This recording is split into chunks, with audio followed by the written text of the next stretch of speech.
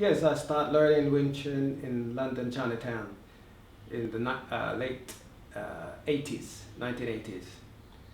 I started learning because during that period in UK, I always get into some situation and get beaten up by the locals. So I decided to learn this particular style. I had tried other styles before, however, I thought when I found Wing Chun, I found it was more suitable for me.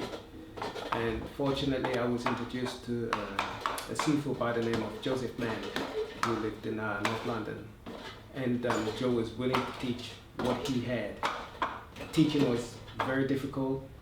Uh, Joe wanted to make sure that everything he taught me I understood and was able to use it if needed. So we trained for several hours every day. It wasn't 6 days a week and had the Sunday off. It was every day I needed to train, and he was willing to teach me whatever he had. Then I moved to Hong Kong, hoping to find another school where I could continue with my studies. I was introduced to Yip Ching, the younger son of Yip Man, and from there on, I continued to teach. Yip Ching was willing to pass the style on to teach everything he knew, because you do have some teachers that they'll just teach you up to a certain amount and then they don't want to show you anymore. But Yip Ching wasn't like that. He was willing to show you everything. If you can accept it, he's willing to pass it on to you. So I learned with Yip Ching for about I would say 15 years or so, and after that I got my certificate. Then I started to teach outside. One of the places I taught was in the British Consulate, Hong Kong. And I just continued to develop my own style now, sticking closely to the Ip Man style. And here I am today. Wing Chun is the style that we attack your center line.